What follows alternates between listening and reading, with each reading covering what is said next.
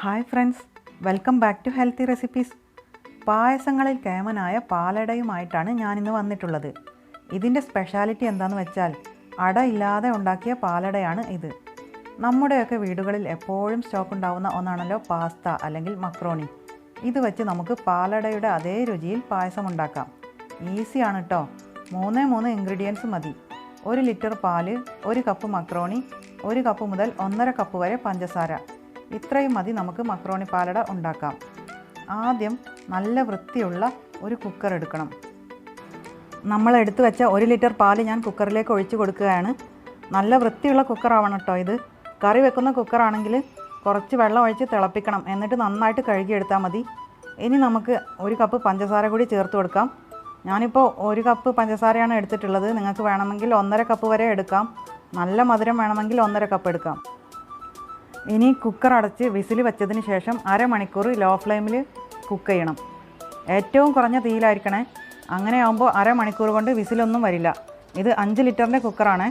ചെറിയ കുക്കർ എടുക്കരുത്, വിസിൽ ചീറ്റി പുറത്ത് പോകാൻ ചാൻസ് ഉണ്ട്. ഈ സമയം കൊണ്ട് നമുക്ക് മക്രോണി ഒന്ന് വേവിച്ചെടുക്കണം. അതിനു വേണ്ടി ഞാനിത് ചുടുവെള്ളത്തിലേക്ക് ഇട്ട് കൊടുത്തിട്ടുണ്ട്.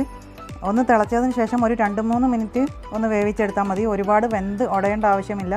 ഞാനിപ്പോൾ കുക്കർ മാറ്റി വെച്ചിട്ടുണ്ട്, ഏറ്റവും ചെറിയ അടുപ്പത്തേക്ക് മാറ്റിയിട്ടുണ്ട്. ഈ മക്രോണി ഒന്ന് വെന്ത് കിട്ടണം. ഇതാ ഇപ്പോൾ പാകത്തിന് വെന്തിട്ടുണ്ട് കേട്ടോ. ഇനി നമുക്ക് ഫ്ലെയിം ഓഫാക്കാം. ഇനി ഇത് അരിച്ചെടുക്കാം. ഞാൻ ഇത് അരിച്ചതിന് ശേഷം തണുത്ത വെള്ളത്തിൽ ഒന്നും കൂടി കഴുകി എടുത്തിട്ടുണ്ട്, അല്ലെങ്കിൽ ഒട്ടിപ്പിടിക്കും. അതിനുശേഷം നമ്മളിതൊന്ന് ക്രഷ് ചെയ്തെടുക്കുകയാണ്. ഒരുപാട് പൊടിക്കണ്ട, ജസ്റ്റ് 2 സെക്കൻഡ് ഒന്ന് കറക്കി എടുത്തിട്ടേ ഉള്ളൂ. ഇപ്പോൾ അതാ നമ്മൾ വേവിച്ച് വെച്ച അടയുടെ അതേ ഷേപ്പിലുള്ള മക്രോണി ആയി കിട്ടിയിട്ടുണ്ട് നമുക്ക്. ഇനി നമുക്ക് കുക്കർ തുറന്ന് നോക്കാം. ഇപ്പോൾ അരമണിക്കൂർ കഴിഞ്ഞു, വിസിലൊക്കെ പ്രഷറൊക്കെ പോയിട്ടുണ്ട്. ഇപ്പോൾ ഇതാ ഇങ്ങനെയാണ് കുക്കർ. നമ്മുടെ പാലും പഞ്ചസാരയും കൂടി ഇതാ ഇങ്ങനെ നന്നായിട്ട് വെന്ത് കുറുകിയിട്ടുണ്ട്. നമുക്ക് ഇനി ഇതിലേക്ക് നമ്മൾ വേവിച്ച് വെച്ച അട ചേർത്ത് കൊടുക്കാം. മക്രോണി വേവിച്ച് ക്രഷ് ചെയ്തതാണ്. അത് നമ്മൾ ഇതിലേക്ക് ചേർത്ത് കൊടുക്കുകയാണ്. ഇനി ഇതൊരു 2-3 മിനിറ്റ് തിളപ്പിക്കണം.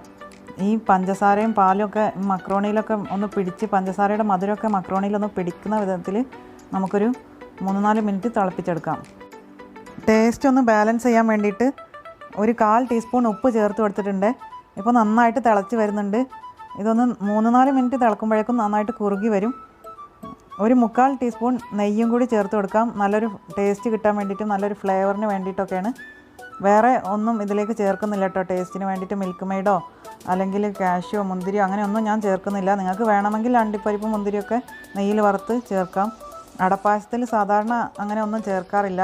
ഈ അടയുടെയും പാലിൻ്റെയും ഒക്കെ നല്ലൊരു ടേസ്റ്റാണ് വരിക. ഇപ്പോൾ നമ്മുടെ പായസം പാകത്തിന് കുറുകി റെഡി ആയിട്ടുണ്ട്. ഇപ്പോൾ ഇതാ ഞാൻ സെർവ് ചെയ്യാണ്.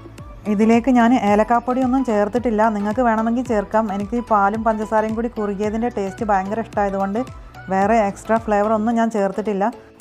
പാലട കുടിക്കാൻ കൊതി തോന്നുമ്പോഴൊക്കെ ഇതുപോലെ ഞാൻ മക്രോണി എടുത്ത് ഉണ്ടാക്കാറാണ് പതിവ്. അപ്പോൾ ഈ ഓണത്തിന് മക്രോണി പാലട എല്ലാവരും ഒന്ന് ട്രൈ ചെയ്ത് നോക്കണേ. അഭിപ്രായങ്ങളൊക്കെ അറിയിക്കണേ.